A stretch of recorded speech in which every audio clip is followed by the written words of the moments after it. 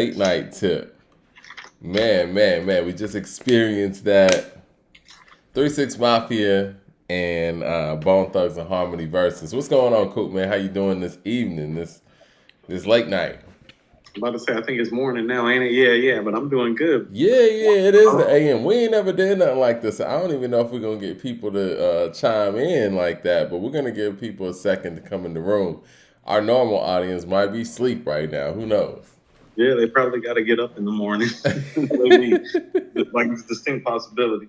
Yeah, man, I was hoping that they were going to start this thing a little bit earlier so that, you know what I'm saying, we could finish. Oh, well, shoot, we got 6 people in, you know what I'm saying? Some of the Carlos in the building. What up, fellas? He said, what up? What up to you, sir? All right, man, we're going to get right to it, man. Well, let's get right to it, man. Like, first of all, it's like I get that y'all are doing it on the West Coast. Like, that's 9:30 Eastern Standard Time, and y'all are doing all these DJ warm-ups and all this hype warm-up and stuff. Like, when they hit the stage, Mike, like, what, 10, It was what, about 10 20-ish? Eastern Standard Time, man. You know what I'm saying? Listen, man, everybody want to talk about the scuffle. You want to get to the scuffle now, or you want to you want to kind of let that build? I'm with whatever. Spliff Spark says, y'all were right. Bone Thugs music didn't age well. You know what? To piggyback off of that, it's funny, man. I was coming from New Orleans yesterday. I was on a road trip. And I put on East 1999, a album that I loved growing up as a kid. It sounds different now, man. Like, I tried to play it all the way through. I You just can't. couldn't. Mm-hmm. It didn't age well, you know? I It think didn't that age bad. It just didn't age well. it didn't age well. I listen, man. I think that though both of those groups have an admiration for each other, but see the thing is, and we'll get to the scuffle in a second. Those groups are so big, so you got so many personalities and so much infighting probably within the group. Not to mention when you bring in other groups. But I'm glad that they were able to piece it up at the end. But you know, tensions ran high, and they accelerated even further than what we imagined. Man, we expected that from like the Gucci and Jeezy thing, not this. I thought Mike, they it were escalated. past this. I thought they were past it too, and this escalated so fast. I mean, that shit was wild, Mike. I They mean, sounded like good at though. first, like when Busy started, Mike, and he stepped up and he said what he said. I didn't know if that was like for show. Then am I mistaken? He threw the mic. Was that him throwing the microphone? Yeah. I thought it was for show too, but this I obviously mean, wasn't some Dipset and Lock shit. So, first of all, and when Juicy J came with what he came with, it was like, okay, this is real now. Ty Butler says 3-6 Smoke Bone. What did you think happened? Um, I don't think that they smoked Bone, but I think that they could have, and I think Bone could have made this closer. I was impressed with both of the playlists, but I felt both of the playlists were missing some things. I mean, Mike, I'm just gonna get to it on 3-6 side. They went for their commercial stuff towards the end instead of the underground shit that I think people wanted to hear. We definitely didn't hear enough Project Pat shit since they was making it a collab effort. That was my first take on yeah. 3-6. You know what? One of the things I thought about was the fact that if we would have originally gotten this with Crazy Bone and DJ Paul doing it like it was supposed to be like a year and a half ago, I think this would have turned out way different as far as like what we heard on the playlist. I think at some point Bone was playing some new stuff because Okay, Mike, that was another thing I was about to ask you. A couple of those Bone songs missed me. I was like, what's that? And where did that come from? yeah, I think Bone was kind of using this opportunity to play some songs that people weren't familiar with. But again, that's kind of not what the platform is about. And then you're going No, against somebody like 3-6. You would think that 3-6 was the mainstream act, and Bone was the underground act. that's exactly how the playlist played, Mike. And I Hmm. felt like there are a couple of songs that I feel like Bone missed, and I'm gonna run them down. Mike, Everyday Thing. They didn't Hmm. play Everyday Thing. They needed to play Everyday Thing, in my opinion, in this battle. Don't Yeah, you agree? yeah.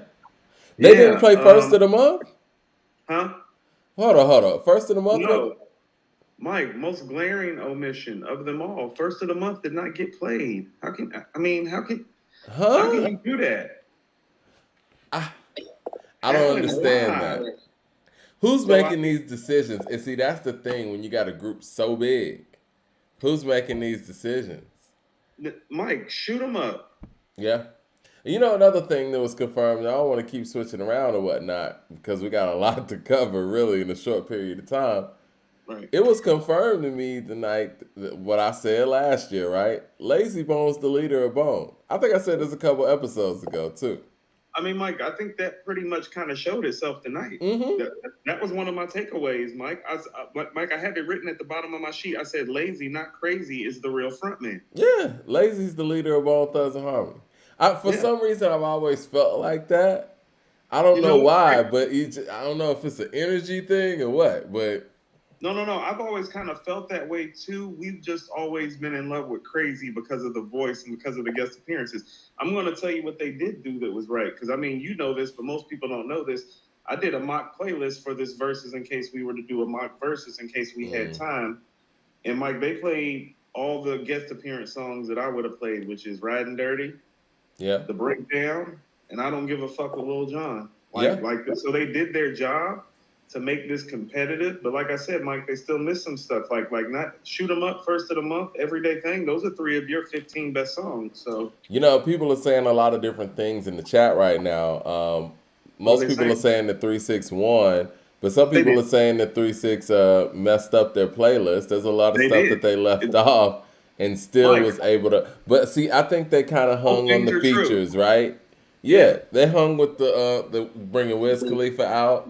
What did y'all think of them bringing Terrence Howard out? Because I know me and Coop talked about this offline. You didn't like them bringing Terrence Howard out. I was like, okay, now it's just, I was like, now it's going Hollywood. It's just going too far because it was just like the track selections, the Yeah. 3-6 picked at the end. Like it was almost like they knew that they were going to win, so they were kind of going to get some of their like big stuff off. But I mean, Mike, I mean, you notice you're like I said, Mike, you're a bigger 3-6 fan than I am. It's like that ain't what I wanted to hear. I know it's not what you wanted to hear. I wanted to Can't hear take it more of for the that. DJ Paul side of things. I feel like 3-6 This is kind of DJ. separated into two different groups right now. You got DJ Paul's side and you got Juicy J's side. Right. And the Juicy J stuff is like super mainstream.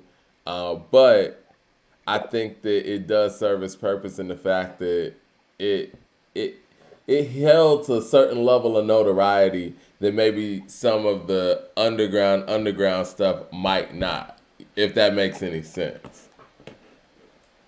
No, I get what you're saying, but it's like they kind of had it in the bag at that point, and Yeah, they could have just kind of went for theirs. You know what I'm saying? I do like that they played the International Players Anthem, their version. of course. I look. I figured You they were called gonna that. do that. I figured they No, were no, gonna do that, and they should. no, no, Um, no. You called that. But what's crazy about it is that they lost that round. what did that go up against again? Went Remind up me. against Thug Love. Oh yeah. That's tough, man. Yeah, they lost. All right. My 3-6 highlights with 8 Ball and MJG coming out and Stay Yep. Fly with Gangsta Boo, where them dollars at. Yeah, man. They just got so much to connect. I didn't even think they were gonna go with where them dollars at, man. Gangsta Boo has a hit on her hands too. Like we really sleep on Gangsta Boo and her legacy, man. I always wonder why. And She I'm was not just actually, I mean, Mike, early on, she was actually like the front woman per se. Like she was the yeah. one doing the most talking early on, actually. Yeah, I mean, when Tear the Club Up came out, she had the standout verse, and That's she was already a standout anyway because she was a female on the mic with a bunch of dudes, you know. so, Mike. So I want to say something to the whole busy thing, and what happened since we are talking about and kind of jumping Let's talk around. about that. Yeah. Yeah, let's talk about it because he made a very long post earlier in the day yesterday, and he also did a video, a short video. Correct me Mm-hmm. if I'm wrong, right? No. You're right. And so he brought matters of faith into this. Correct me if I'm wrong. Yeah. No. He did.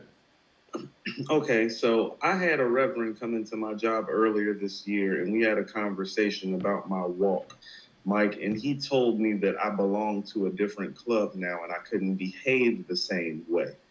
And so when I saw all those posts and stuff earlier, and then I saw him behave the way that he behaved, because not only was that like that's not a good look as a believer or as a man, Mike. No, that's You know real. what I'm saying? Like you throwing a microphone at people, it's like as a man when you getting down, that's not how you get down anyway. You know? Right. But I do actually. I know a lot of people are like, "Oh, this nigga tripping or he need his meds." It's like, no. The fact that he came back out and apologized, that's when I believed he belonged to the club, though. You know what I'm saying? Because Right. that's actually what you're supposed to do is to, put yourself on front. No, no, no. I was out of order. Let me not make this bad. Let me make. So, he made a mistake, but then he made it right. And so that was a good thing. So the things that he was saying beforehand still kind of line up and add up. So let's not call him crazy. Yeah, definitely. Magnation Media LLC says what set him off. I think he was saying something about the fact that they were mocking his movements. Is that what he said? Yeah, but I mean, but earlier in the day, I think he was speaking more to the fact of like what the 3-6 represents in terms of a demonic and satanic worship. And I also found that to be a little contradictory because, I mean, Bone has made songs, talking about worshiping demons and whole Ouija chants on Yeah. albums and stuff. So it's like very convoluted and problematic that he even forged the conversation and the Mm. situation at hand and then was the aggressor and not in the proper way. But he did make amends. So everything is everything. Yeah, Juicy J told Busy to suck my blank. So yeah, that did it. And yeah, anytime you invite a grown man to your genitals, that can escalate to that degree. Right. Well, what So Busy Bone said earlier in the post that you were speaking about, I got it up on my phone. I didn't have it on the screen. Says, I got something to say. This entire time during the countdown to this verses, these niggas have been bitching about posts. What they're saying in a nutshell is they don't want to be called devil worshippers. Well, what the fuck you and what the fuck is your name 3-6 for? What's that acronym for? And just going in that whole light. And he was like, "That's the mark of the beast, is it not? Y'all grew up in the church, so y'all knew the ramifications behind naming yourself that to make people think you sold your soul for riches and fame. That's classic. Now you got your money and you want to act like nobody can call you out on it. Y'all got me effed up. I say what I want to say, and I ain't saving niggas because I don't want to be. They don't want to be saved. You don't want to be saved. There ain't enough knob you can slob on to change the fact that y'all use that shit for fame. Now through Jesus Christ, all things are possible. But you want to prove y'all not some devil worshiping punk ass niggas and denouncing Satan in the big ass platform tonight. It's this is classic Busy Bone, right? Like if anybody has followed Busy Bone over the years, he is literally like the angel and the devil on the shoulder at the same time. Like one sentence to be this, and they be like, praise God, and you bitch ass nigga. It's hey, like, so Mike, so Mike, I'm gonna tell you something. More prophets behave like busy than not. yeah. Yeah, yeah. Oh, good question here. DeCarlo wants to know, did Notorious Thugs lose to Stay Fly? I love Stay Fly. And the fact that they bought 8 Ball and MJG out. I mean, they bought Buck out too, but I'm like, you Mike, they bought him 8 Ball and MJG out. They brought everybody out. Who all they bring out, man? They I brought mean, they out. bought everybody out, but as a hip hop fan, that was probably the most exciting moment as a real hip hop fan to see 8 Ball and MJG and 3-6 like on stage to get like, yeah, that excited me when I was like, because when the track came on, I was like, is 8 Ball and MJG in the building? That was the first thing that I thought, you know? Yeah, As a we're gonna get to that, but yeah, someone said Bone. Well, Air Pegasus says Bone was on that same demonic frequency initially. That's why it's a good matchup. But yeah, I mean, the first album they put out, the independent album, is Faces of Death. Thanks to death. Then you got creeping on the come up. You got skulls everywhere and all that. I mean, it is what it is. I mean, Mr. Ouija Part 1 on Creeping on a Come Up and Mr. Ouija Part 2 on East 1999. killer, man, killer. I didn't We feel actually like. should have performed that, Mike. If we're talking about quality of like records, that was better than some of the stuff that they actually put out tonight. It was better than about 4 or 5 records that they did. I mean, that was why the whole rift happened with those two groups in the first place. When they felt that 3 6 felt that Bone was taking their style and vice versa, right? And Right. that style was that demonic stuff. Because I would say that 3 6 Mafia is the originator of horror hop, or at least they took it to that next level where you're talking about sampling these, Friday the 13th or Halloween theme songs and putting some beats to it. And all the chants. Yeah, all the chants. And so, yeah, they're very similar in that way. And I could tell that, DJ Paul's a fan of what Bone does.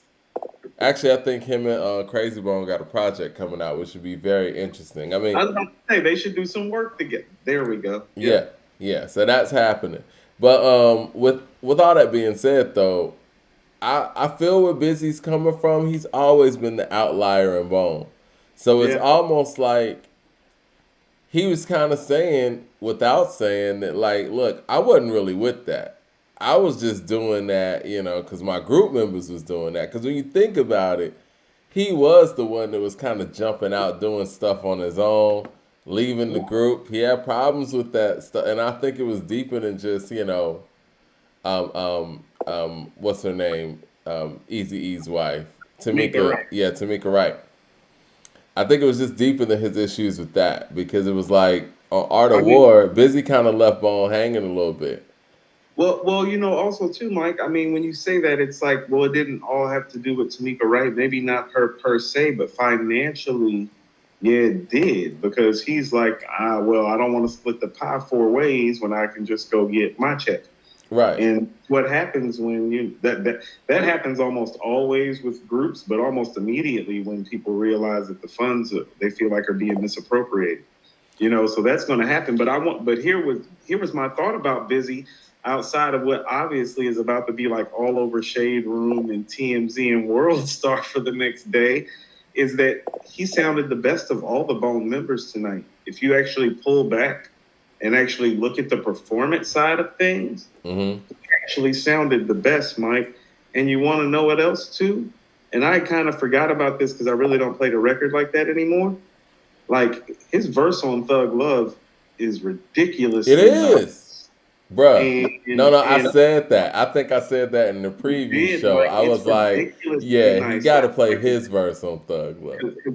Mike, and you said that, and you Yeah. were right because it's like when I go back and listen to it, that's one of Pac's better verses because Pac was starting to learn the power of his voice and do things differently vocally with his delivery on that song. But him and Busy made that song like they took it there. But Busy's right there with Pac on that record, and like I I don't mean, say that to him. unpopular opinion. I personally like Thug Love more than I like Notorious Thugs. The beat is better, but I don't agree because I feel like the lyrical performances by Bone from beginning to end is better, even though Busy has the best verse of all the verses from Bone members between the two songs. Mm-hmm.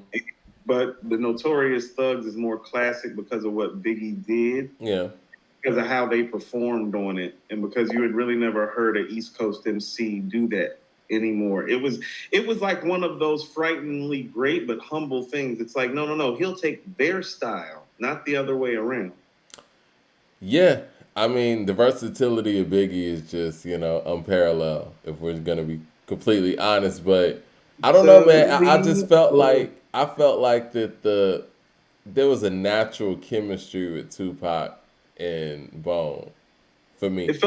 That felt more like a camaraderie on the Yeah, record. that felt It like felt this like was they something actually we kicked really it. want to do. Right, Yeah, right. No, it felt like they kicked it and made the record as opposed to like what sending Bone, their part or vice versa. Yeah, yeah. yeah. People are saying that Bone won because 3 6 needed all those guests. What? It's interesting I though. mean, three six. I Imagine mean, if three imagine six. if I mean, Tupac and Biggie and Easy E were alive, where they could have been able to use them as guests. now that's the most valid part about all this. What if Pac and Big and Easy are alive and they're coming out to these records? But Mike, is first of all, I want to say some things. Like, first of all, I don't know if anybody has started off a verses with some of their best bangers the way 3 6 did. Yeah, Like, like I want you to understand in the first 5 records, you get Who Run It, Tear the Club Up, and Sipping on Some Syrup, and Ass and Titties. Like, that's in the first And five then they records then that they they come play. So with Hit a Motherfucker too. yeah, you won't. Yeah, I bet you. Yeah, Mike, those are the first 5 records. So it's like, so they came out and totally went for theirs. That was DJ Paul. I feel like DJ Paul controlled the first 5 records, and I feel like Juicy J probably controlled the second half or something. It felt that way from the way that it rolled out, but here's Mhm. what I tell you is because that it went that way, that's what made it more competitive, Mike. Because those first 5 records, I mean, like, let's go. Who Run It or No Surrender? Well, that's Who Run It. Mhm. Tear the Club Up or Body Rock? Well, that's Tear the Club Up. I bet you won't or Look Into My Eyes. Which one is better, Mike? Come on, man. I bet you won't. That ain't even Right. close. Mike, as much as I love Buddha Lovers, Mike, Sipping on Some Scissor, Mike. Yeah. That's Bun B and Pimp C. They hit them 4-0 out the gate. Right. That's what I'm saying, Mike. And then the little squab with Busy happens, and they like, nah, that ain't stopping our party. And they go straight into ass and titties right after the whole Busy thing. Like, yeah, like, no. Like, we ain't stopping. And Mike, and then they go to Riding Spinners. But here's what I will say is that Days of Our Lives is better than Ass and Titties. Though. It is. It's a It beautiful song. So it's 4-1 after the first 5. Okay. That's what I mean. Like, well, ain't nobody came out with that many bangers to start off of Verzuz. So it's 4-1. So what I'm saying is that like that back end didn't play well, but they came out so hard, Mike. They did. And then, but see, they came out with their own stuff, and then they start opening it up for the guest appearances. Right. And then it's 5-1 because it's Riding Spinners versus In the Trunk. So it's 5-1 off the first 6. So it's damn near over. So when stuff gets competitive, like Popping My Collar versus For the Love of Money, like when Bone starts winning records, it's like, but 3-6 keep winning a record here and there, so they can't catch up. Yeah. You know. And then Bone was coming with some of those records that people just don't know like that too. Right. Like I'll tell you this, like I thought Bud Smokers Only is better than High as Fuck. You know what I'm saying? Bud Smokers Only is great. Yeah. So they won some stuff. I gave them Thuggish Ruggish Bone over Gangsta Shit and Chicken Head, but that was just barely, Mike. But that was just because Thuggish Ruggish Bone was so groundbreaking. Yeah, it's just a classic. Yeah, that's tough to beat. Period. Like they would have to come with like a Tedder Club Up or something to beat that. Right. That's what I'm saying, and this is what I mean about 3-6's poor choices. It's like, well, they could have beat Notorious Thugs, but they played the Everyday joint with Wiz, so Bone got that for Notorious Thugs. Oh, Mike, Stay Fly went against Mo Murder, didn't it? I think they were saying that Stay Fly was Notorious Thugs. Are we wrong? Was it Stay Fly Notorious Thugs? I was trying to write as I went. And keep it lined up. Okay. He played the Katy Perry joint. I was like, see, that's like, Juicy J's doing, man. That's what I mean. I'm like, what are you doing, fam? It's like y'all got shit like in the trunk. Like, bring Pat back out. I think that I don't know, man. Juicy J, and it's a great thing, right? And I mean, Mike, Mr. Don't Play didn't really get any play. That's the best project out the camp. It is the best. That's their only built for Cuban Links. That's their purple tape, Mike. Yeah, that's their purple tape. Yeah, Mr. Don't Play is the purple tape. They didn't even play none of their Southern purple tape shit. I think Juicy J is removed from that 3-6 shit. And maybe it's a part of his life that subconsciously he doesn't want to pull himself back into because of the abuse and drug, whatever, maybe things like that, and he wants to. Mike, nobody told him to do all that perp and cocaine. Like, that's not our problem. Mike. It's not our problem. So you got to play the records. Because I mean, I think Paul's vegan now or something. Like, you're not Prince. You don't have enough records to say I'm not going to play those records anymore. Like, you don't have no. I mean, I guess he wanted to pull a Michael Jackson. Was like, I want to focus on the new stuff. You do that if you want to. You're not mine. But yeah, Late Night Tip wasn't there. I mean, 3-6 got so much stuff. Like we were saying offline, I think they had a DJ Premier RZA problem, right? And they were DJ Premier because they had so much to choose from. But Mike, when Pat came out, wasn't you expecting some Mr. Don't Play action for a couple of records? Yeah, not Knife Talk. But see, again, I think they were focusing on being relevant. And I think that they wanted to do more up to date things because they know that they speak to a generation that still bumps their new stuff. I feel him, man, but like Mr. Don't Play is what got me on the hook, Mike. That's when I was like, okay, like, I can't deny this shit. Like he's Yeah, just Mr. great. Don't Play is a classic. It's one Yeah, of the best rap albums ever come out of the South on a solo tip. yeah, easy. Yeah, easy. Easy. I think me personally, and I'm a 3-6 hypnotized camp posse, prophet posse fan. I think it might be the best album to ever come out of that camp. Like solo, group, anything. Yeah, Mike, that's what I'm saying when I say Yeah. that. Like I'm talking about the totality of the camp. That's the purple tape of the camp. That's what I mean when I'm saying that. I'm not talking about just like 3-6. I'm talking about Hypnotized Minds, all subsidiaries, entities, offshoot, like all that, like everybody, all 37 motherfuckers involved. Like, yeah, This is like the that's first this is the first verses, not to cut you off. Then no, Wayne jumped out at 2, man. Like it's the first time we seen Wayne in the verses, right? Mike, that was probably like the biggest superstar moment, and that's when I was like, "Are 3-6 rock stars?" Because like, did Wayne show up for three? Did Wayne is Wayne in Cali? Like the first thing I thought Yeah. was like, "Is Wayne in Cali chilling right now already?" Well, I mean, you gotta realize they were working with Wayne when he was a kid, so of course, like Right, they go right. back. So I mean, it's nothing for him to show up, for They bought them. out half the industry though, Mike. That's part of the reason why I was like, "Man, you didn't have to bring out half the industry. You just had to bring out half your catalog." They didn't have to do that, and yeah, you're right. But I think it was a good touch. Were you against them bringing out so many people, or I wasn't against it because, like I said, my favorite moment was like I was like when Stay Fly came on. I was like, "Oh, is 8 Ball and MJG here? Or are we just doing the 3-6 part?" But when I saw Young Buck like show up and do his verse, I was like, "Oh yeah." I was like, "They're doing the record." So I well, got happy and I got excited. So it's like, no, some of the moments there were highs and there were lows and there were mids. Like the Wiz moment was a mid moment. 8 Ball and MJG, high moment. Terrence Howard, that was a rap shocking show. moment. That's what that was for. That was shocking Right. all. Right. And then they went from, and this is what I mean about this Hollywood shit. It's like y'all bought Terrence Howard on stage and then you went into the Katy Perry record. It's like, what is you niggas doing? I don't like the Okay, Katy to know. Perry record being I played. didn't like. See, I just didn't like the whole vibe of that. And yeah, then they kind of brought it back at the end, like, oh yeah, we're 3-6 with half on a sack and slob on my knob. You know what I'm saying? It's like, oh yeah. yeah. I think in versus the way that format is, you can't do those Katy Perry records, man. Like, especially when you don't have to. I mean, like real talk. Did like niggas in the audience in the Palladium like want to hear a Katy Perry record at a 3-6 and Bone versus like? I mean, like really? Like I'm asking questions now. That record's trash anyway. I never liked that record. I mean, And outside of the obvious stuff. but I Do mean, niggas want to hear that when I they would have showing much up? rather And when you him. showing up, and I'm not like dudes got to start thinking about this too, because I know it's an opportunity for you to show your catalog and show your hits and all that. Hmm. But one thing that you learn as a performer, as a speaker, as a writer is one of the first things you have to do is address your audience. Yep.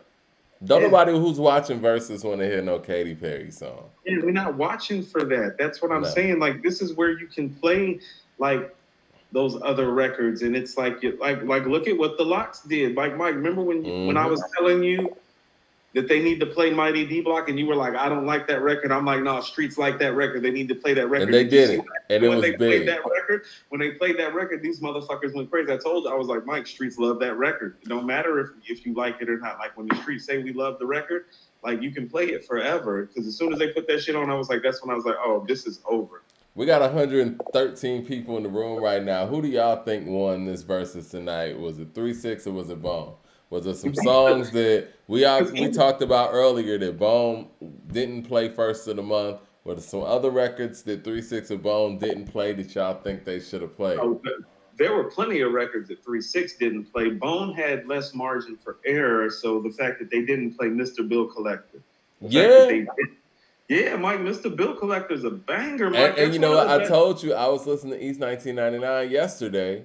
That was one of the songs that I was like, you know what? This song still goes. Yeah. So you want to know why that song still goes, Mike, and you want to know why that would have went well for against 3-6? That's one of the best beats they've ever rhymed over. That beat slaps, Mike.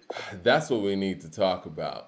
That's the big gap here between these two groups. and even Lazy was saying it. And Lazy was trying to be funny when he was saying it. Like Lazy was saying, we know y'all make beats, trying to say like y'all niggas can't rhyme, but it's like, but they got these beats and they got these anthems and they got the whole camp. Y'all And need that it's beat, just and that's why they got so many features with so many rapping relevant ass ain't people. about to beat these dudes. Yeah, man. I mean, and they were spitting though. I got to give it to Bone. No, You they were know. spitting, Mike. Like, and hearing them live, you get to hear their rhymes, and you're like, man, I forgot these dudes could really, really, really spit. Yeah. That shit did not matter up against those first 6 records though, because it was 5-1 before we knew it. Yeah. The beats is crazy, man, and Bone has always kind of lacked in that area. They came out the Who Run It. When they came out the Who Run It, I was like, oh, that it's a problem, Mike. I don't. You know what's funny? I thought they were gonna close with Who Run It. Me too, Mike. Because to me, that's the real banger to me. Yeah. Who Run It's the real banger to me. That I mean, that's the one that stood the test of time too. Like it had a whole resurgence and everything. But I'm not mad with them starting out with it. I just wasn't expecting them to come with Tear the Club Up after that. I thought those were gonna be.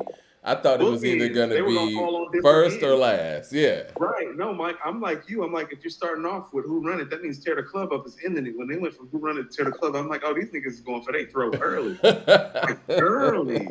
Like early, you go with Who Run It to Tear the Club Up.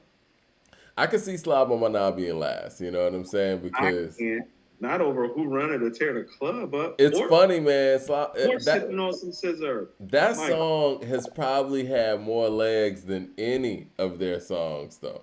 You want to know what's funny is, and it's not because of the rhetoric. You know what I'm saying? Like I'm an open-minded dude, but it's just like when I'm placing that record in their catalog. Mm-hmm. It's like in their top 10, but it's in the back end of their top 10 to me. Like I'd rather hear Stay Fly. I'd rather hear Sipping on Some Scissor. I'd rather hear Who Run It. I'd rather hear Tear the Club Up. I don't even know if it's in their top 10, but I know it's probably like the biggest or one of the biggest records that they've done. No, that's what I mean. Like when I say top 10, I mean like biggest combined with quality. Like I need to know why First of the Month wasn't played. Mike, that might be the biggest misstep anybody's had in a Verzuz period. Period. I mean, come on. Let's keep it real. Crossroads is their biggest record. After that, it's either Thuggish Ruggish Bone or First of the Month. I mean, that's a top 3 Bone record, is it not? Mike, like if we're talking about big. Mike, First of the Month and East 1999 as singles. We're making that album a multi-platinum album before they released Crossroads. And it was mostly First of the Month. It was mostly First of the Month. 1989 is like that B-side street single that you used to have to drop in those days. You know what I'm saying? Yeah. So they were like double platinum, if memory serves, before Crossroads. And then Crossroads happened. And that's when like Crossroads itself as a single sold like 4 million copies, if memory served.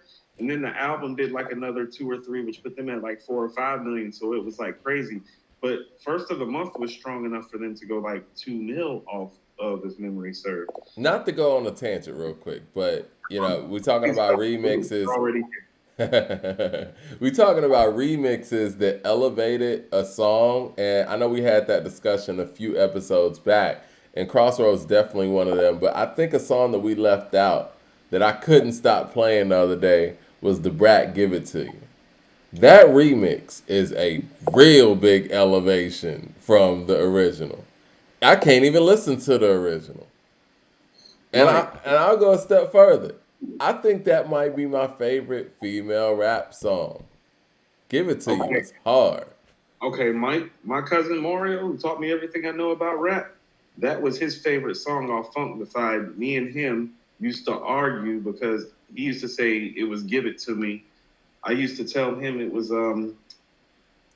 that track.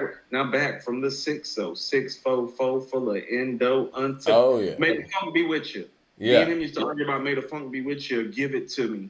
But over the course of time, Mike, you're right. That remix is tough. Female performances. She came in that thing. It's me, the OG Funk Man. Who's that? The beat to the R. She's so comfortable on that record. That record is great. It's the second verse for me, man. Brat is the fantastic, romantic, single-handed bandit, and damn it, don't get no better. It don't get no more. Oh yeah, that devastating, captivating, elevating is I.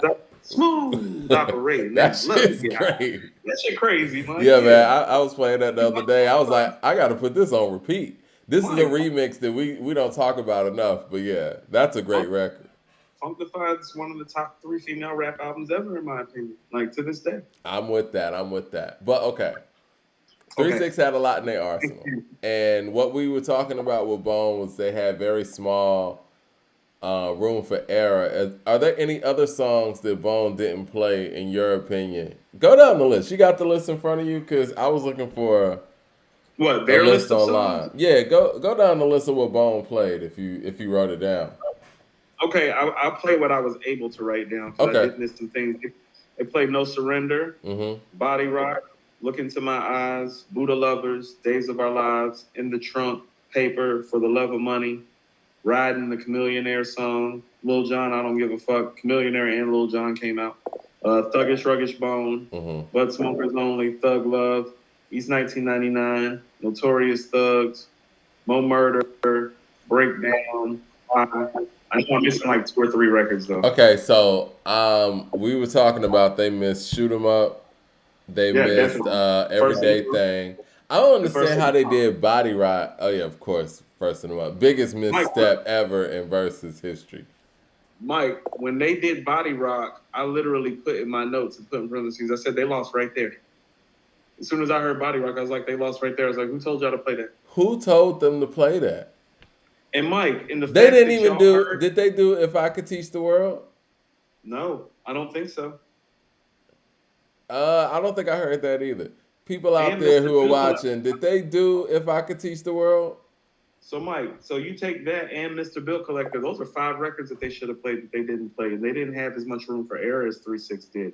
So they should have taken out. I'm gonna tell you the records they should have taken out. They should have taken out Body Rock, In the Trunk, Paper, that Y record, and a couple. Yeah, they could have took records out and actually made this more competitive and even possibly won.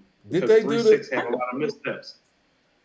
Somebody said Gary 8 said Body Rock is a fan favorite though. What fans? I don't know, man. Maybe I'm tripping. What about the song with Phil Collins? Home. No, Mike, I was cool with them leaving that off. Because I Really? didn't feel like that was dope. Yeah, I was cool with that. I feel you. I mean, you don't like the happy shit, but hey, But Mike, at the point that they're playing Body Rock, it's like take Body Rock off and play the Phil Collins shit if you're gonna do that though. That's what I'm saying. hey, Come people on, in the Body chat Rock's a fan disagree, favorite. man. Man, Marcus Wells says Body Ride is that shit. Okay, I guess. okay, okay, y'all thought it was that shit. How to do against Tear the Club Up? It didn't do well, did it? You know You got what? Here's another one. They missed Thug Devotion. right? That's a good one, Will. You remember from the Mo Thug album, Thug Devotion? They Yeah, missed that one. Mike, I missed that one. I forgot about that record. I remember Thug Devotion. That That's a was a dope big record. record. And Yeah, Lazy and Crazy did their thing on there too. I remember. I love Crazy's part on there. That's Yeah, when I actually became a fan of Crazy. I was like, oh, this dude started to stand out. Was on the Mo Thug shit. Yeah, yeah, yeah. I don't know, I like. man. I mean, I did do this like. kind of go ahead? I do like that they came out to No Surrender though. What do you like about that? No, it lets me know that they knew their records, Mike. Like that's what. How about this? They didn't have the room for error that 3-6 did, but they chose better, Mike. Like those 4 or 5 records that we're bringing up, it's like you put those 4 or 5 records in, and they might win this because 3-6 didn't play it right. No, they didn't. Yeah, I think 3-6 played to the commercial audience, and this is what I feared when the versus I guess institution got a hold of this, right? Because originally this was a thing with DJ Paul and Crazy Bone were gonna do, and the commercial people hadn't been involved in this, and then Swiss called Crazy Bone, said, "Let's do it right." And when they say do it right, that means let's do this commercial. And so a lot of those 3-6 records that I felt like I was gonna hear if DJ Paul and Crazy Bone would have done it that night, I knew I wasn't gonna hear in this one. I expected the commercialism. I expected that, and I don't think that's 3-6 strength, but it does show how strong of a group that they are overall. You know what I'm saying? But I think we could have been a lot more entertained if we were able to get some of their more core stuff. But I think DJ Paul tried to do that. I think a lot of that was just Juicy J. So this is what I mean when I'm trying to tell y'all Body Rock don't slap. And this is what I mean about those 5 records matter, and they could have won this. So let's say Mike, Who Run It versus No Surrender. Well, that's Who Run It. But then they play Tear the Club Up. But what happens if you play First of the Month right there? Exactly. We have ourselves a draw, in my opinion, if you do that. See, now that's the problem. Thank you. Body Rot is whatever. Listen, I'm a Bone fan. I never was a big fan of that record. I'm playing Tear the Club Up. I was gonna say I wasn't a big fan of Body Rot like that, and I'm a super Bone fan. There's no way in the world you play Body Rot and you don't play First of the Month. That's the problem. That's the problem right there. Why are you not playing First of the Month? Who doesn't like First of the Month in Bone Thugs and Harmony? Who made that decision? So Mike, so here's what I mean about how they cost themselves with that. So take Body Rock out, put First of the Month in. When you have yourself a draw or a possible victory. Mike, take In the Trunk out and put Everyday Thing up against Riding Spinners. Now you have a win. You got a win there. Yeah. Now you have a win. Mike, take Paper off and put Mr. Bill Collector on. You have another win now. Now you're getting the track 7 or 8, and it's like 4-3, 3-6, and 3-6 is making missteps, and you haven't played Thuggish Ruggish Bone. Yeah. Thug Love, Bud Smokers Only, Notorious Thugs, Mo Murder. You can win this. Yeah, Bone didn't play this right. Bone did not play this right. 3-6 played it wrong, but 3-6 could afford to play it wrong. Bone couldn't afford to play it wrong, and they did, and it's why they lost. Like, it was more competitive than it should have been because 3-6 misplayed it. But as soon as they heard Tear the Club Up after Who Run It, they should have went into Thuggish Ruggish Bone or First of the Month right there.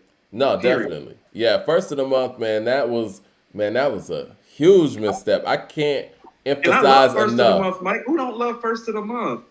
Wake up, wake up, wake up. You know, maybe what DJ Paul was saying in his Mike, all their verses are crazy on there. I was thinking, like, which verse would you pick? I love Lazy's verse, but then I was thinking Busy's verse might be most memorable. Wish did his thing on there too, and Crazy set it off. Hey man, we got like 300 something people in the room. Tell a friend we talking about this Verzuz that just happened, and y'all make sure y'all subscribe to the According to Hip Hop YouTube channel. Click the bell icon so you know we go live, all that stuff. But yeah, man. We don't belong to nobody. We go live when we feel like it. Yeah. And we need to recap this thing because, you know, this was something that was building up for a long time.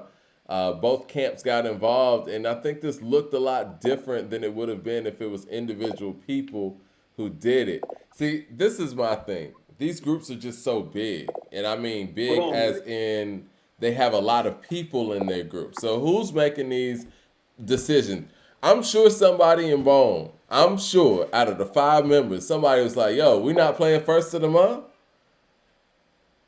Who's the person that says no? Like, do you vote on that? Mike, no, Mike, I just had an epiphany about something. You and I have gotten on Swiss and Timberland about how some of this Verzuz thing that has gone and the whole doing it for the culture thing and some of it's been convoluted.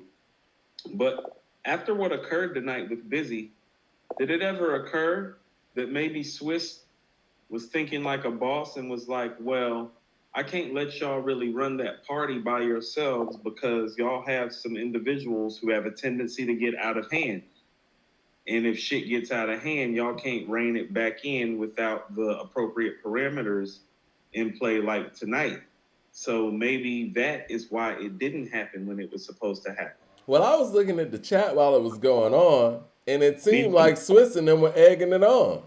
Like Timberland put his head down, like he did the head down slap emoji like 7 times. So they were not like campaigning for it per se. Yeah. I remember when Timberland did that, I was like, okay, Timberland's not in the building and definitely a little pissed off right now. I mean, you know, it's not a good look for the brand altogether. You know, I get it. Can we talk about that? Can we talk about that?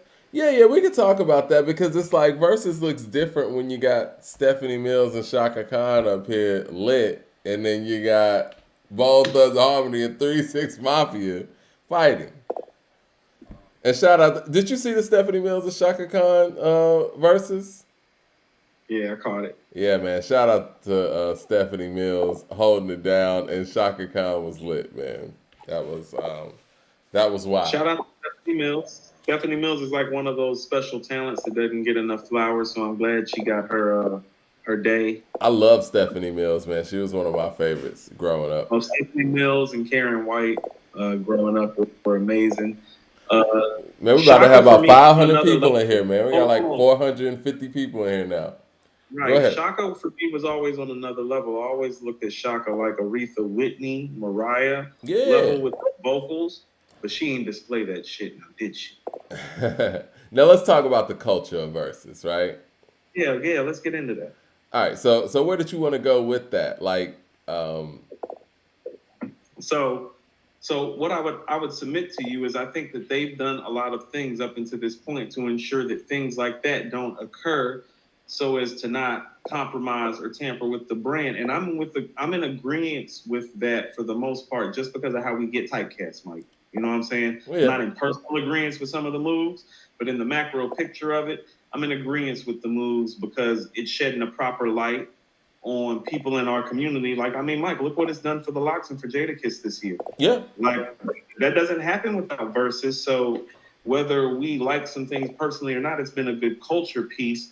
And the fact that it is a viable part of our culture right now on this level, and something like that occurs, I do have questions, or I do have thoughts about like what this does for the brand moving forward. You know, because it's like you said, Mike, it's a little different when Shaka's lit and when Busy's throwing a microphone. You know what I'm saying? yeah. Like, that's two different worlds And Juicy that we're J talking saying, about. inviting him to his genitals and stuff. Yeah, It's a right, lot. right, right, right. And whoever that was Inviting came another through man. swinging. I mean, inviting another man to fellatio is always a way to start a fight, Mike. Yeah, that's the first thing that's said before the fight starts. It's like on I Boondocks when mean, the chair goes I in mean, the I air. You mean, know what I mean? I mean, and we just gonna go into that right quick. Oh, that's a no-no in the streets. Like, you can talk a lot of cash shit. You don't say that. No, no, you don't say that. No, no, no. And like, you keep the women and the children and your phallus out of the shit talking. Like, we keep it cash other than that. But let's keep it real though. When that happened, the numbers went up. I mean, I was seeing it Mike, on did you watch it? Instagram. It jumped up like 40,000 people. Yes. So you It was at got to think, 190. and Mike, it not was at 190. It went to 228. not to mention Trilla is about that fighting life. So I mean, some people are saying this was staged. Do you feel like this situation was staged or encouraged?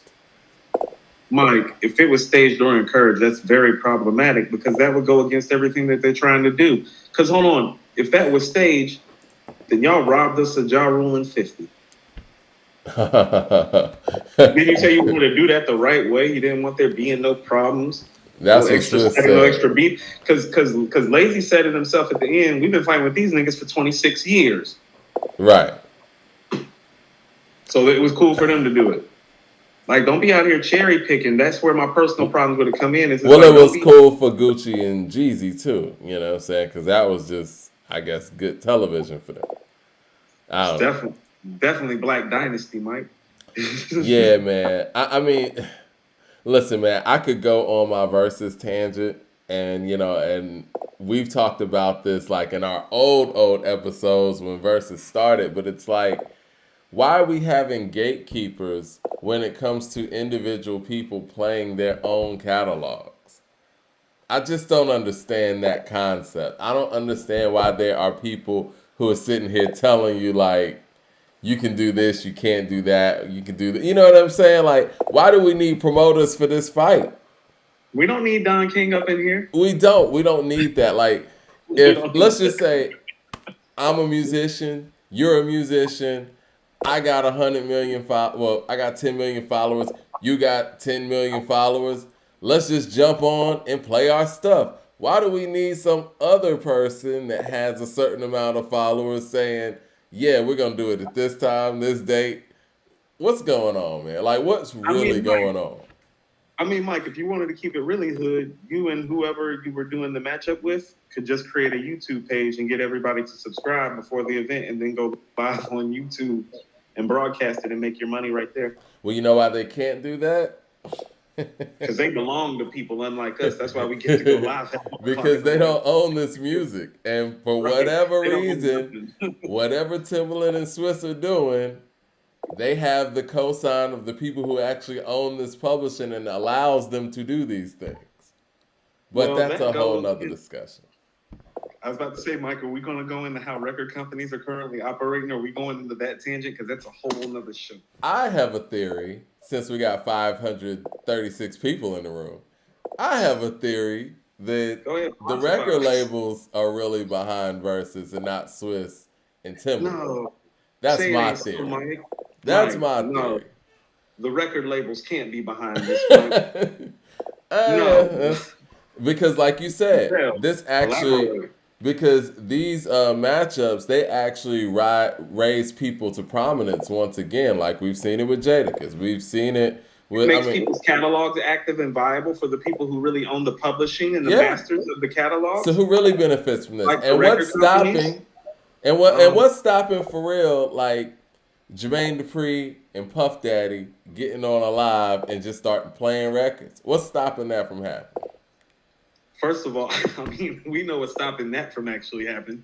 Like one, Mike, one guy makes beats from scratch. Well, you know what I mean. I'm just saying, Oh, you for talking about the example. politics? Yeah. I'm just saying, like, what's stopping? You remember? I think it was Bun B. He was out there like talking to Swiss or atting Swiss on social media, like, "Yo, we got to do a UGK and 8 Ball and MJG versus." Like, why don't y'all just do it? Just go. Just do We gonna it. pick up. We gonna pull up. We gonna pull up. We're gonna all pull They gonna up. pull. We are gonna all pull up. Because Yeah. whoever follows Bun B and whoever follows 8 Ball and MJG, they gonna rock with it. You can't Yeah. expect people who follow Versus to just rock with it. I'm just saying. Well, you want to know what, Mike? We can't expect control until people start controlling their own narratives. I mean, we really can't. Until people take the power into their own hands and start controlling their own narratives, we can't really control it. We're going to have to deal with subsidiary versions of the realness, like Versus. Well, Like, see, we're never these going to get guys. that. We get no Peruvian flake, Mike. We're going to be stepped on. But see, Bun B, man, these guys are hustlers, man. You don't make it in this industry without having some hustle and We all got ingenuity hustle. That of shit your still own. stepped on. You know what I'm saying? So I think it's one of those things where their hands are tied. They can't do that. You know what I'm saying? If they go out there and do that, the social medias would mute their stuff, or they'll make sure that they can't monetize from it. Just like, if I were to play a video during this conversation right now, not a video, if I were to play a song during this conversation right now, all of our abilities to monetize it would go away, and it would go to whoever owns the rights to that song. And I think I that's the mean, problem. okay, so Mike, so now we're getting into personal decisions. We actually did a video which garnered us quite a bit of views that we should be making money off of, but a conscious decision was made that it was more important to put those words out for the culture than for Right. us to monetize on it. And so that's what we did. It's what you do, I feel- Sometimes you got to bite the bullet, you know what I mean? but Mike, I'm just saying that because it's like we don't have money like those guys, and we made that decision consciously, like without. I mean, it wasn't even like no hesitation or thought. We was like, fuck it. It's kind of like, man, I think artists from a certain era expect other institutions to do some level of legwork for them. And I think that that's kind of what Versus has become for artists that come from the era of radio, come from the era of record labels pressing and giving you super budgets. That's what Versus is now. And it's like, okay, we just show up, do our show, get paid, or whatever they pay them. I don't know if they pay them, or this puts us in position to get paid more, however that works. I mean, if we want to talk behind the scenes, what I would really like to see happen, since this is opening people's catalogs back up, is that it opens their ability to renegotiate their deals and money to be earned off of these streams and these buys and all of this, and the downloads and the things that are coming from this. That's what would be like the wise business decision. That's what I mean about it being stepped on. Like it's like, oh well, if you're gonna step and play this game, we'll play this game the right way and go make some readjustments and some realignments. Because really, all you're doing is setting up the white man to cash out again. You Well, know, how you're do you gonna cash think out a that? little bit. They're gonna cash out a lot. We know how this game gets played. Let me just ask a question for the 600 people in here. How do you think that it works where I think Big Boy said this one time. He tried to post one of Outkast songs and it got muted on social media, right?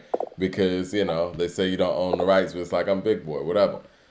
How do you think that works where artists themselves can't play their own records on social media, but somehow this Versus institution can play everything? How do y'all think that happens? I mean, Mike, this is the thing that conspiracy theories are made of because it's like, because the rhetoric that we've gotten from the people involved is we're doing it for the culture. And it's like, okay, well, tell me who's backing you. Tell me who's bankrolling you. How Tell is me who this you're happening? affiliated with and tied to. Tell me how it happened. Tell me how you got access to publishing and catalogs of people able to play it live. I mean, not at the drop of a dime, but Mike, I mean, it appears, that you go in here and you negotiate these terms of these things in a very expedited manner. You know what I mean? I mean, I still am trying to figure out what's Trilla's actual involvement. Because it's not like you got to subscribe to Trilla and pay a certain amount to watch the verses. Like, it's all free. Like Mike, Fat Joe is on payroll, isn't he? They make sure they get a shot of Fat Joe, whatever. It's, Joe yeah. is there, like Joe is there, like he's like the master of ceremonies for these events officially now. Like he's somewhere front in the crowd, he's somewhere on the stage, and you, I don't He's have a. like That's Michael what I keep Buffer telling out people. here. Like I keep trying to tell people, man, Fat Joe belongs to so many important pieces and people in hip hop. He is a part of this culture. Like you're gonna find him from the moment he is stepped in this game. Like you're gonna find him. I think they forced him into a versus too to kind of because we start seeing that notoriety after he told that story at the Garden, right, from the Dipset and Locks joint, and then I think his versus with Ja Rule was next. I don't think that, and I like Fat Joe. I don't think that Ja Rule was the best matchup for him. I think that Ja Rule's records are just too big. Um, but I don't know who's a great matchup for Fat Joe, honestly. Like, he has a very unique career. I would have liked to see somebody like maybe potentially an 8 Ball. Like that would have been nice. Like somebody like who the streets love the way that they love Joe. You know what I'm saying? Mm, Like he's somebody who garners a type of credibility that kind of goes with what hip hop is, kind of like how 8 Ball does. They both have nice catalogs, but not like super big star-studded catalogs. You know what I mean? yeah. I know we It's a talked really about this earlier, man, and since we got a bunch of people in the room now, I want to get people's opinion. Did y'all like Terrence Howard coming out, or did you dislike it? Coop said he didn't like it. He thought that was too commercial for 3-6. Mike. That was straight Woodland Hills, Mike. That's the Valley, I Mike. kind of liked it. It was the Oscar award winner, and it was Terrence. It was unexpected. Mike, that's the 101, not the five. Cali people know what I'm talking about. It was unexpected. Especially coming off of the whole Lucius Lyon thing too. It's like No, they could have kept that, Mike. Give me I Mr. Don't Play. That's what I mean about it. This is really a culture piece. Like yeah there's got to be like we can't put it all on Swiss and Timberland. Some of this responsibility is falling on the artist because like when I'm looking at 3-6 track lists, it's like this shouldn't have even been competitive because Bone made missteps when they didn't need to make any just to make it competitive. They made quite a few and they kept it competitive. That means y'all messed up y'all playlist because y'all went Hollywood a little bit. they did Just a go little. Hollywood a little bit, and I think the one thing about 3-6, one of their problems, it's one of their gifts and curses as a group, and being so coming from such humble beginnings to getting as big as they are, they go off brand a lot. What's the brand exactly? You know what I'm saying? You know what's crazy, Mike? It's like their cult music is turned into stadium flow. Mm-hmm. You know, it used to be cult and underground. But it's like those same songs have stadium flow to them now. Like you remember when Tear the Club Up and Who Run It came out, Mike? That Yeah. wasn't like considered stadium flow. It No. is now. Yeah. No, it Yeah. is. I mean, even when Travis Scott got the whole Tether Club up with what song was that on Astro World? You know what I'm talking about? Yeah, no, something. Yeah. Yeah. I And didn't so, love that. I just liked it. It was just all right. I mean, the energy of Travis Records, man. You know they're doing the documentary about that concert on Hulu. That Very Travis concert is called like Astro World Hell or something. It's like a Mike, Mike, how many times I got to tell you it's very problematic. He needs to get that passport. If you want to talk, you need to talk to my attorney. See you all next year. I'll see you all at the end of next year. Hey man, there's a lot of stuff going on with that Astro World Fest, man. It's unfortunate, but that's a whole nother subject for another day. But yeah, I mean, their music has become their music that wasn't stadium flow when it came out has transitioned over into that. Yeah, No Bystanders. That's the name of the song. Thank you over there in the chat. But yeah, um, who do you see doing the verses next? That's what I was gonna ask you. Like, who do you see in rap doing the verses next, or who do y'all want to see on verses next when it comes to this rap shit? Yeah, what do the people say? I want to see what the people are saying, like what the best matchup is. I saw somebody out there saying that they think Lil Wayne and T.I. is next, and since Wayne has made an appearance, I would be Are Wayne okay and with T.I. that. gonna give it a go? I would like to see Wayne and T.I. give it a go. King of the South, best rapper alive. But I I mean, their still rise want to, to see. even though Wayne's been around longer, their rise to prominence happened virtually at the same time. I think T.I.'s rise to prominence, happened slightly before Wayne. Because when trap music came out, Wayne was still on some wobbly shit. He was still on 500 Degrees. Yeah, he was 500 Degrees Wayne. When did the Carter come out? The Carter came out in '03. Yeah, Mike, that's around the same time. Trap music was '02. Yeah, Mike, that's a year. They were coming out with records every year, though. I think Urban Legend was '03. Or was it '04? No, Urban Legends is '04. That's what I mean. I feel like Tip made trap music in '02, made Urban Legend in '04, and then made King in '05. I feel like Wayne made the Carter 1 in '03 and made the Carter 2 in '05. Is that right? Let's see. Check real quick. I believe That'd be the same damn time. Yeah. Same damn time. But And then yeah, the Carter similar 3 will time. be coming out. Well, no, that's later. But as far as like crossover success, though, right? If you think about the Carter didn't really have like that hit on it, or the Carter Go 2 really DJ, didn't. Mike. Go Was, DJ? Go DJ was a hit. That was Yeah, more. Go DJ was a pretty big hit. But, And I what, moved but like was it like Rubber Band Man hit? my Go DJ is pretty big, and I think that's still one of my favorite Wayne records. I love him on that record. That was the first 101. The hottest nigga under the sun. I come up under the Tommy. Yeah, he was transitioning on that. Do you think that's a good matchup though? You know he did. Mm-hmm. Nigga saying R. Kelly and Bill Cosby. See, that's what happens when you get 600 people in the room. That's what happens when we come on late. Scarface and Ice Cube. I like that. Cash Money and No Limit. But see, the thing about the Cash Money and No Limit thing is like, where do you cut Cash Money off at? You know what I'm saying? Like, you can't sit there and say, like, they could start playing some Drake records if Birdman wanted to. You and I have bought up the Scarface Ice Cube thing. We bought up the T.I. Game, Rick Ross, and Wayne variety matchups a few different ways between those four guys. Mm-hmm. Ross got enough to go again. Ross dropping in a few days. Ross is dropping in a few days. Yeah. Yeah. Listen, man, I want to hear. I want to see Ross like go again because it's like, and I don't mean this like as a knock to 2 Chainz, but it's like I told you, Mike Ross catalog is heavyweight catalog. It's heavyweight catalog. I think Ross and Wayne could have been something. the heavyweight catalog, Mike. And so I want to see him. I want to see somebody viable go up against Ross's catalog, Mike, because it's like, unless it's an icon, I'm actually probably picking Ross. Like, it would have to be an icon that he was going up against for me not to pick Ross. That's what I think of Ross's catalog. We got Like, Terminator in the building, man. Shout out to Terminator. He said Terminator Rick come up in the Ross. building.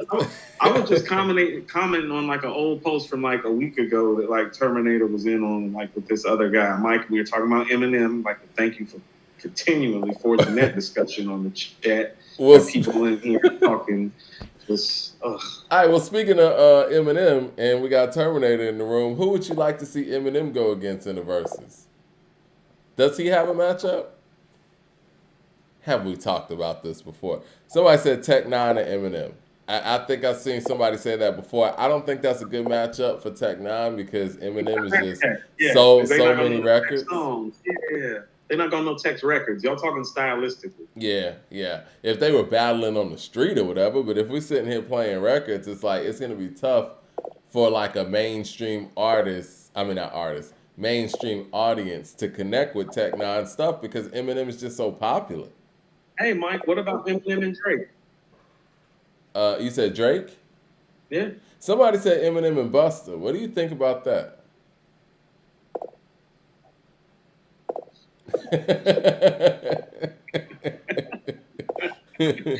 Oh, it must be late. Another person said Eminem and Busta. I would love to see that. Okay. I would love to see that. Mike, that's not fair to Eminem. What is fair to Eminem?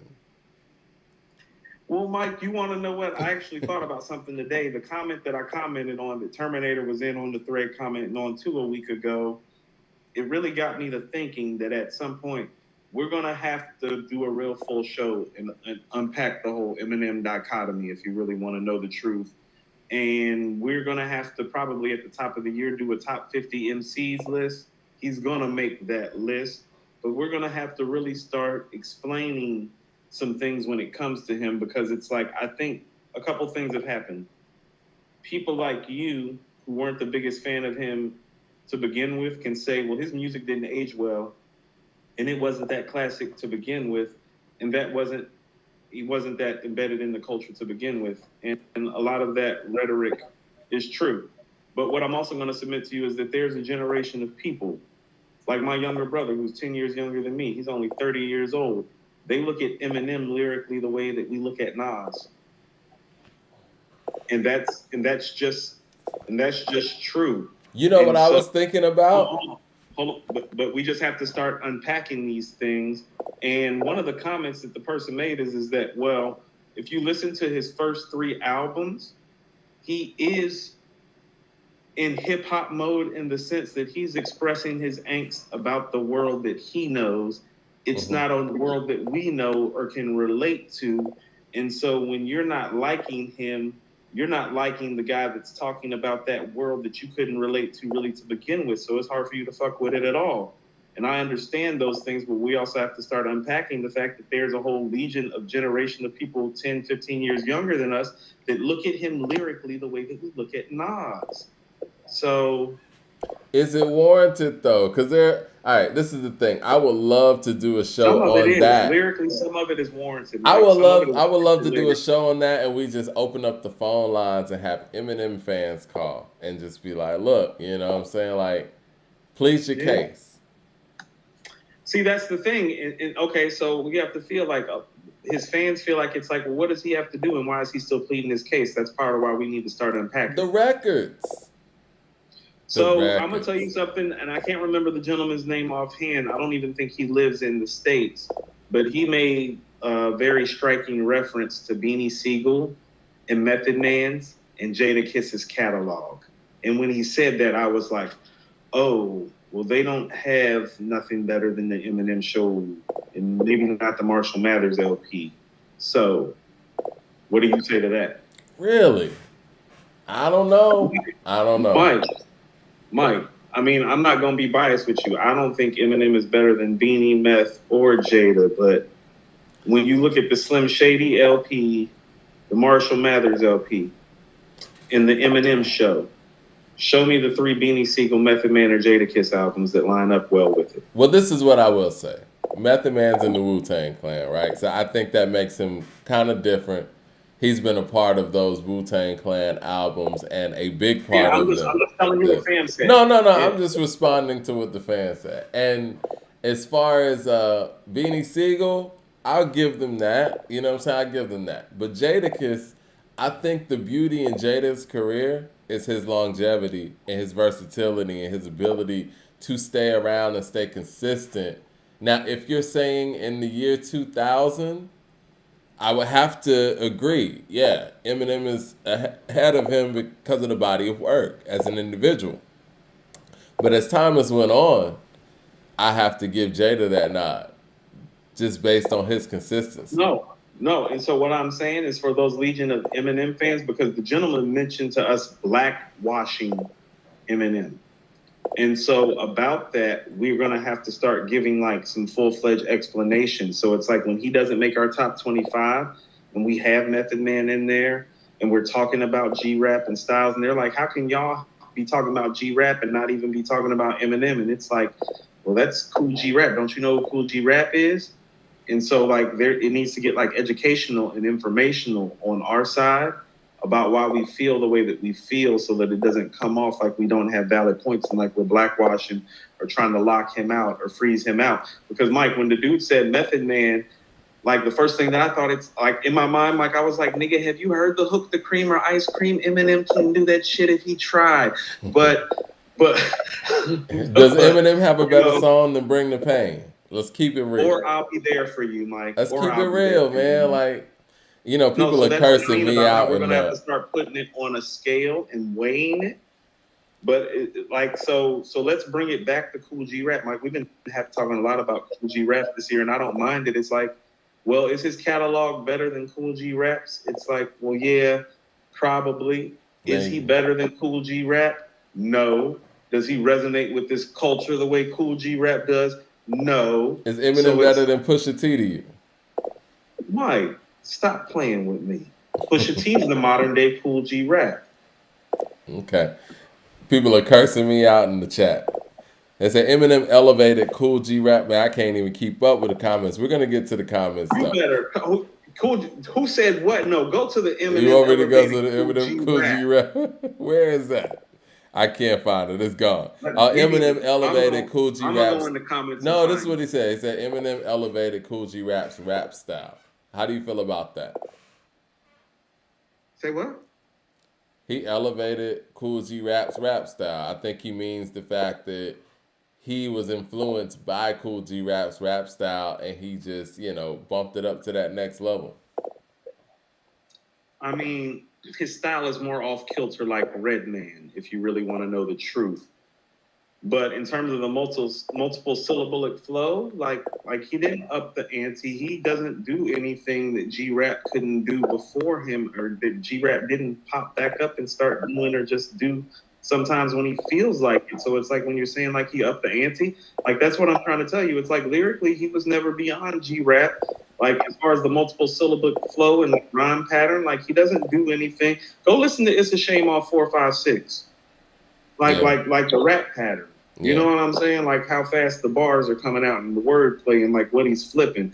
And what I'm trying to say is that Eminem does what G-Rap does, but G-Rap makes it relatable. So like, well, why is it so hard for us to hip hop? Like he's not upping the ante of nothing. He's just an extension. Why is it so hard for us to find a Verzuz matchup? Excuse me, for Eminem. For the same reason that we're probably gonna have to do a show unpacking like his real place, because he stands in a very distinctive place that we really need to start like unpacking more fairly. Because I think him and Busta have a similar issue, so I mean I think they'd be a really good matchup. Him and who? Him and Busta Rhymes got a similar issue, man. I think they'd be a really good matchup. You think Busta has the same issue M does?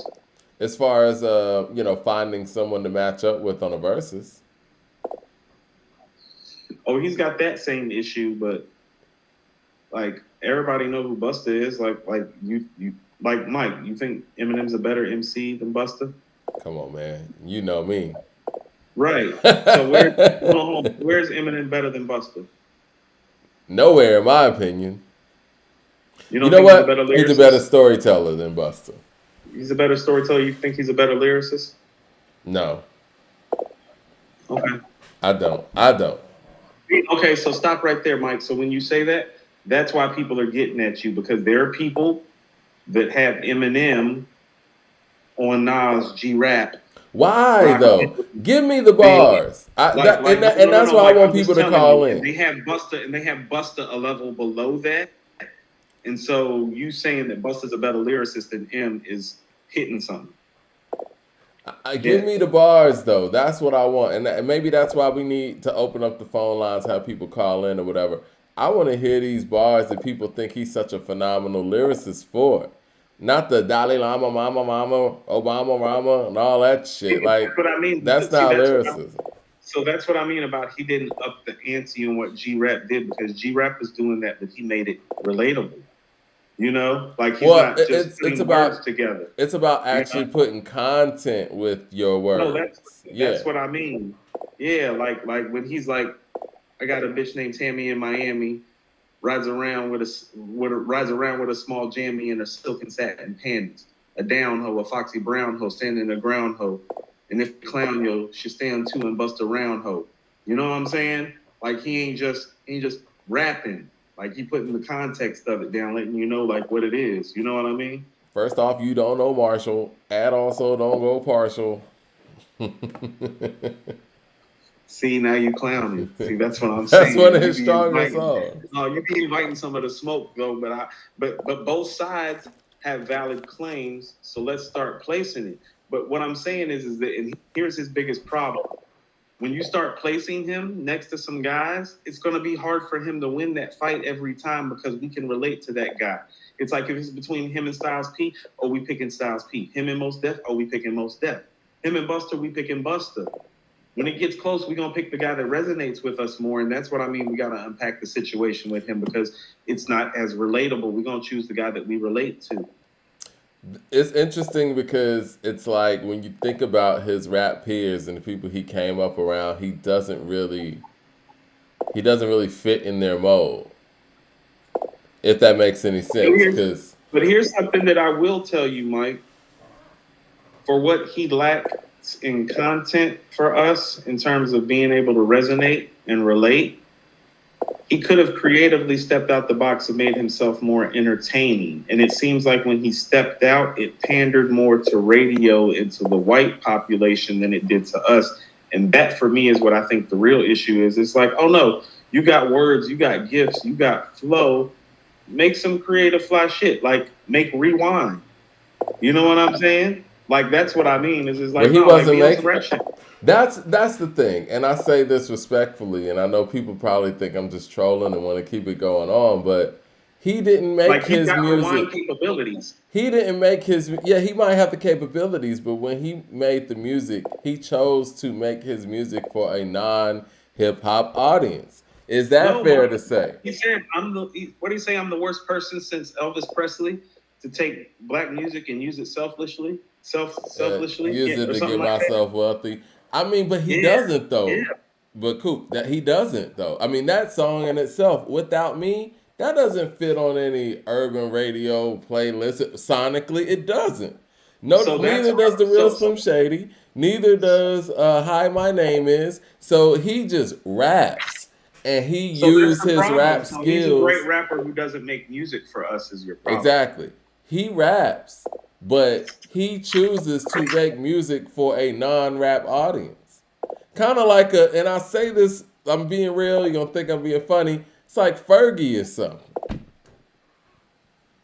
It's like you rap, but you're choosing to make rap music for a non-rap audience. You think Fergie's a vulture? I think Fergie is a member of the Black Eyed Peas.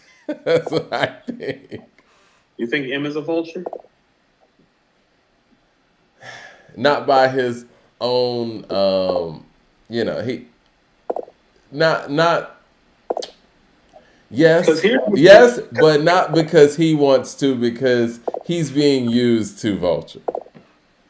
Right. So, but here is the problem that you're going to have in your argument. In one of the fundamental elements of hip hop as an MC and in the craft of, he excels extremely well at, Mike, and that's that live rap battle shit. When did the well, I guess the rap battle was early. Um, do you think that DJ Cool Herc or Grandmaster Flash or anybody that was in the park playing the park jams, you think they would spin a Eminem record at a park jam? No. Because the DJ is the cornerstone of hip hop. And I feel Ooh. like if DJs ain't gonna spin your stuff at the park jam and that wasn't gonna happen for you, like how hip hop are you? And I know people would be like, oh, well, he didn't make club music. Well, Trouble T. Roy is not a club song either, but DJs throw it on. Mike, Mom Tribe Called playing Quest and tricks De La on Soul is you, not club music. huh? Public Enemy is not club music. It's Like not Public Enemy, De La Soul, Tribe Called Quest, NWA, that's not club music. not Never club heard that music. in the club. Scarface, Don't be Ghetto Boys, that's cats not in the club. club music, but you're gonna hear Mom playing tricks on me. Yeah, Mobb Deep, not club music. Wu Tang, not club music. Nas, not club music. I'm just trying to Rakim, figure out where the disconnect is, and I think we kind of got to that as the fact that he does have rhyme skills, but he's chosen to make music for a non-rap audience. so let's unpack it and place him properly because of it. You know what I mean? Like somebody has to do it. You know what I mean? Yeah, no, that's real. I mean, because even with Role Model, I think I liked records like that early on because it Mhm. was on some rap shit, like I'm cancerous. No, So that's when you what I dish, mean, you wouldn't Mike. want He to stopped answer making this. records like that. So I think that's what our problem is that it seems like he just pandered to a certain audience to make money and make himself successful instead of being on some rap shit. All the way And I to dyeing his hair blonde and all that. and, Like, and I hate to say it like this, but it's just reality of matter. Well, no matter how nice you are, if you're white and you're gonna be viable in this culture and want to be considered one of the all-time greats, you're gonna need you to be on some rap shit sometimes. And I think that's what this is really about. I I mean, think if this we're is talking to be about in greatest rap shit. MCs, now if we're talking about who's the greatest pop stars of their era, that's a different conversation. But if we're talking about great MCs, I expect you to make music for hip hop listeners. Just Like, I like when we mean, talk about the Andre 3000 stuff. If we're talking about you as an individual, we need to hear some individual stuff. right. So here's what I'm saying. And here's where I do side with you. Because those people that think he's this like epic lyricist, it's like, well, go show me the track, like Follow the Leader. Go show me the Lyrics My of Fury. Philosophy, the lyrics of Fury. Um, Go show me the Silent Murder. Go show me the Kick in the Door. Like go show me like that Streets is tantalizing. watching. Streets is watching. Dead presidents. Imaginary player. Like go show me those moments where you're like, man, that guy is like the best guy that like I heard rap. You know what I mean? Like because that's what the greatest rappers of all time do. They all for that moment that they have you make you feel like they're the best that ever did it, and they have proof. Where's the ain't no half stepping? You feel what I'm Yeah. saying? Where like where is it? Like if it's there, like that's where I'm with you. It's like no. He has the skills, but show me the records that match up with that, Mike. Like Exactly. because everybody's talking that like his like that great lyricist stuff that he is, and comparing him like his like a Nas or Rakim type. It's like Mike, I give you 5 Rakim and Nas records right now, and it's like, you're not that guy. I mean, listen, does he have anything close to The World Is Yours? You know what I'm saying? Like, and if Like he he's doesn't have top, one beautiful record like that. and Like that if record's he's top, beautiful. whatever, the gap shouldn't be that far.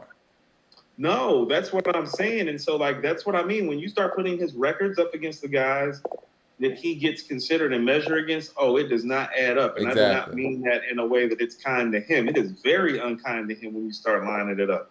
Now, I've always looked at him as, I don't want to say second rate, but you know what I mean? Like, he's in that B class. You know what I'm saying? Like, where the Ludacris's and you know what I'm saying, and Jada's are. Jada's at the top of that B, or probably you know what I'm saying bottom Yeah. of the A, but you know what I'm saying. No, So I've always considered like for me like Jada Kish and Pusha have always been like that borderline like they're where the A-list starts.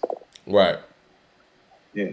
I'm starting to think that about Kendrick too, man. And I know Kendrick came out with a bang, and he came with four albums that were just, back to back to back to back, just bangers. But I don't know how well his stuff's gonna age. I don't really hear it as much as I thought I would. I thought I would be hearing To Pimp a Butterfly a lot more than I do. No, Mike, I tried to tell you. You did. Good Kid, City. I hear Good Good Kid, Kid, Mad City City. more than any of it. I mean, honestly, I don't hear Damn a lot either. Mike, I tried to tell you, Good Kid, Mad City is the only classic, where it's like, no, no, no, no, no. It's still vibes. Like Money Trees still playing. Bitch, Don't Kill My Vibe still playing. Yeah. Yeah, man, he has a very interesting career, man, because it's like all of those were, critically acclaimed, but somehow they don't have the legs. Like King Kunta, I can't tell you the last time I heard that. Mike, because I told you, it's like To Pimp a Butterfly hits a lot of marks for a classic rap album. The replay value isn't one of them.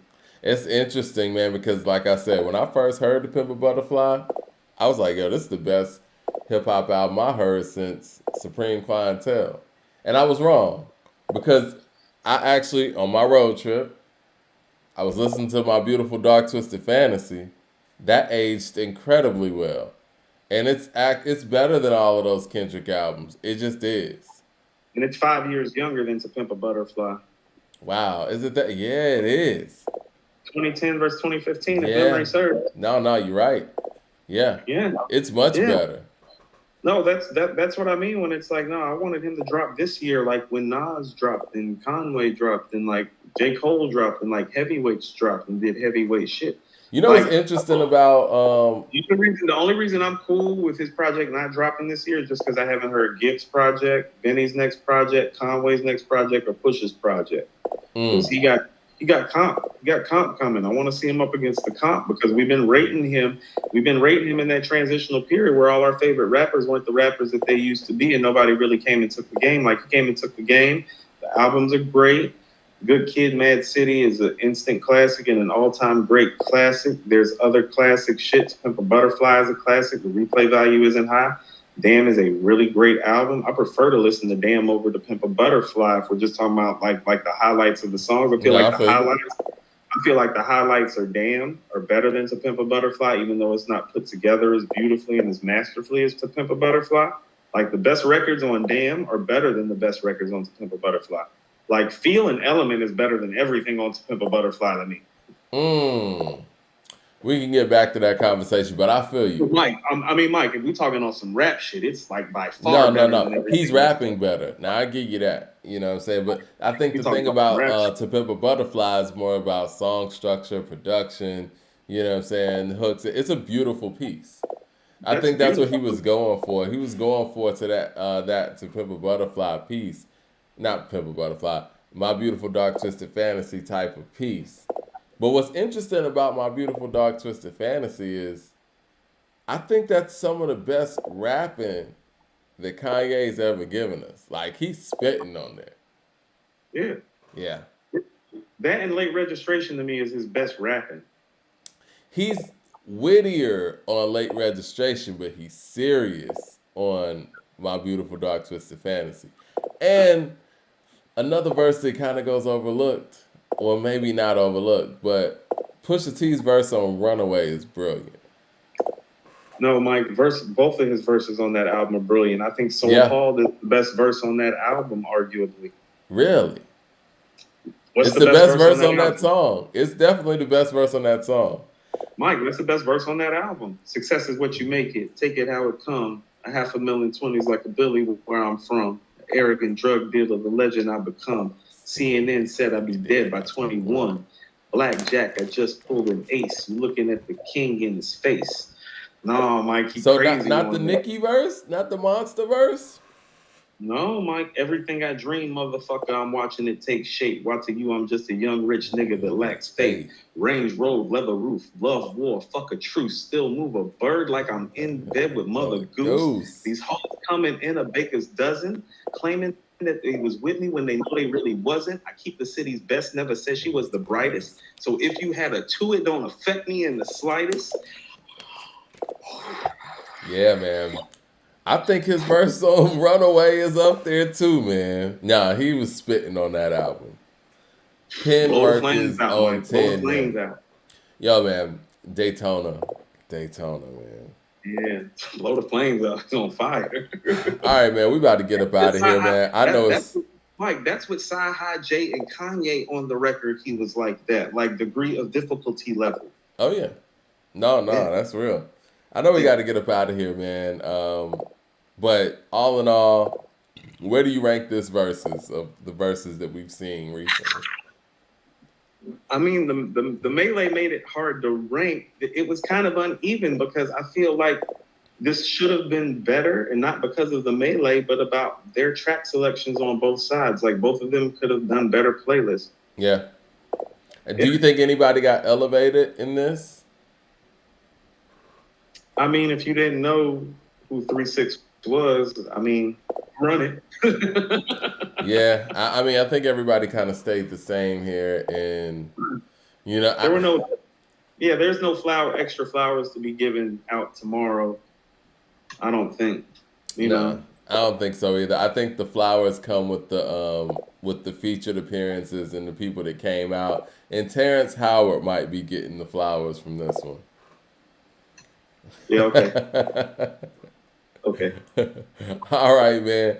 We're gonna talk when Ross drop that next album, man. And everybody in the room, man, make sure you go ahead and subscribe to According to Hip Hop on YouTube and click the bell icon so you can know when we go live. I think the next time we talk, man, we're gonna talk about this new Rick Ross album.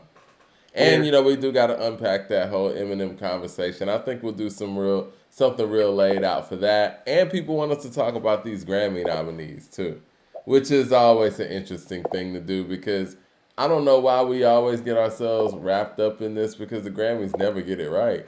Anyway, kind of got it right last. Well, actually, they still didn't get it right last year because Alfredo should have won. And I'm not Alfredo's saying brilliant. Alfredo's brilliant. I was listening to Alfredo the other day. That's a special album. When you hit me and told me you were listening to Alfredo, you made me listen to Alfredo the next day, and I was like, yeah, still brilliant. Yeah, it is, man. And Freddie Gibbs is on his shit, man. Freddie Gibbs can spit. He's Yeah, I don't want to say he's underrated, but we need to start rating him properly. I'll put it that way. you want to know what I thought about Mike? If you actually listen to Bandana and Alfredo, aren't those the albums we asking Benny to make? Yeah. I think we And, gotta be fair and I mean it's not even close. right, Freddie Gibbs is ahead of Benny right now. right. That's what I was saying. Shouldn't Freddie be everybody's talking about Benny is the best MC? It's like first of all, it's Conway, Yeah. and then after that, I mean, I'm still gonna have Pusha like in my top three somewhere, but right now I'd probably go Conway, and then I'd probably go to Gibbs, Mike. Gibbs gotta be the next person you go into. I mean Yeah. the work speaks for itself. The work speaks, Mike. The track with Kiss that just dropped. That's what we might need to do, man. We might need to do a Freddie Gibbs Appreciation Day or something, or just talk about that whole dichotomy of Gibbs, Conway, and Benny. Yeah. I mean, yeah. I'm with that. All right, man. Y'all have a good night, and like I said, subscribe to According to Hip Hop on YouTube. Man, it was a crazy night tonight.